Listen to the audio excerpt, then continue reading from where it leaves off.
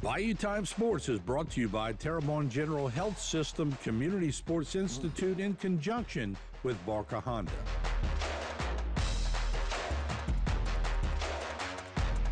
Hey everybody, welcome into Bayou Time Sports. Harry McCullough here. The Bowling State Championships just took place in Gonzales, Louisiana, and representing the Bayou land was the South Terrebonne Gators. They finished fourth, very respectable fourth, as they met the eventual state champs, the Shaw Eagles, in the semifinals.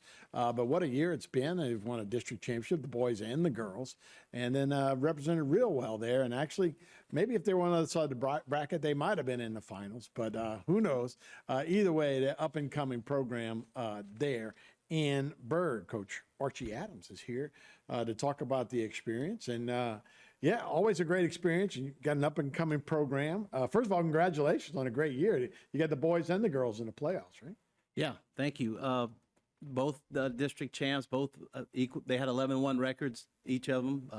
Had a good representation on all district teams. Our girls were, which is a good thing. They were younger than our boys team, so they'll be back in the playoffs. They had a good showing there, in the first round. They were knocked out the first round, but they got to experience it, and then of course they'll be back. Yeah. So you went to Lafayette first. You get through the first three rounds, and you get to Gonzales. So it's got to be good for these kids to go through that process and to learn like that. But just an experience of showing up at the state championship meet, huh? Yeah, absolutely. The great part was our run last year. We got all the way to the state championship and lost to Shaw. And all year as coaches, we don't ever tell the kids, don't look at the brackets, don't look at that stuff, but we look at it. Right. And for the longest time, we were on the other side of Shaw because we knew how good they were going to be again. And just that last couple of weeks, we fell low enough to where now we're in the same side. So it is what it is. It was a quality game, and we were actually winning after the first two. There's three right. Games to a match, and after the second one, we were up and pretty excited, and then they just dropped it in another gear. So yeah, I guess what was it, 17-10? I guess is the final score, and I don't know how they score it like that. It's 8 points. Yeah. Each. Oh, per person. Yes. I got you. And we were up 10-6 going into the last. So we one. know what happened in the third. Yeah. Should have went for a beer frame or something instead. but good, a good showing. So how do you build a program? I mean, it ain't like everybody has a lane at their school. So this takes a commitment from the kids to after school go over. I guess y'all go to Creole. Come in to Creole for that. So tell me about building a program and how you do that. Well, you said it best, and I've been doing this 12 years. I was kind of compiling stats and everything, and I'm like, my God, I think I've coached in 300 matches already. But, and I've had a lot of good, talking about building programs. I always reach out to some quality bowlers here in the parish that have ties to some of the kids on the team. It goes back to Mr. Mike Broussard, a business owner here, and his grandkids bowled. Tony Bella Sr., and I currently have Daniel Jones, who was a huge help this year.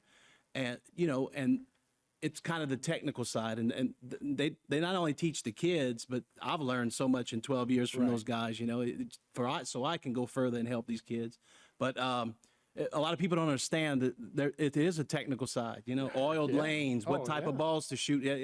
It's not as something simple as just go out there and throw it the same way every time. So that helps build your program, having these people, and they give up their time. They do it for free, which is amazing. And again, hats off to these kids. I mean, you don't just, you don't get a 200 average or by showing up only when it's bowling season. They put time and hours and travel. Some of them travel across the United States, which is great. But it's truly a commitment from them because they have to bowl year round, basically. Yeah, I was in a league at Creole, and you used to see the little guys on the side, and they're always working.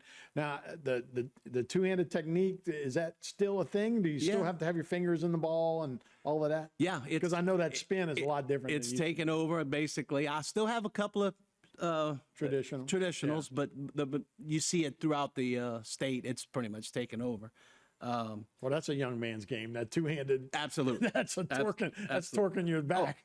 Yeah, You're right. And some of the older guys that helped me out, they kind of, but it is what it is. Sure. I mean, it's got to be good. And some of these scores are amazing across Right. the state. So, but again, it's a lot of their own time, which isn't, because we're limited. We got one bowling alley. Sure. The storm took Yeah, care of that. That's right.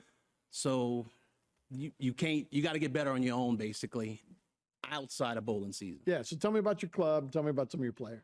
Okay, so I'm gonna go ahead, and it's a great thing that you got a lot of all district kids that I have to write it down. Sure. We had the MVP for boys and girls, Aiden Jones, only a sophomore. He was the MVP for the boys, and Taylor Melanson for girls. She was the MVP.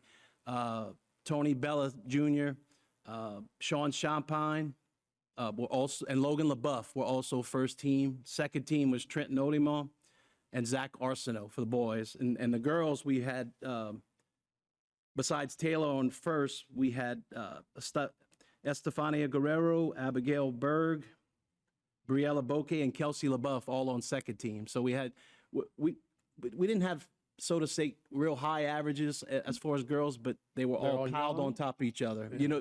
Which there's not a whole lot of movement there. So. And they're all young, and they all got a Yes. chance to get better. And there's an opportunity for any boys, right? You're going to have some spots next year. Right. I'm not going to call it a total rebuild. We have a couple of guys, including our top guy, coming back. We got to go out there and maybe get a few freshmen and get it started again. That's what coaching's all about. That's it. All right, Coach Adams, appreciate it, man. Congratulations. Thank you. All right, that's this edition of Bayou Time Sports. We'll see you next time. This segment was brought to you by Terrebonne General Health System Community Sports Institute in conjunction with Barker Honda.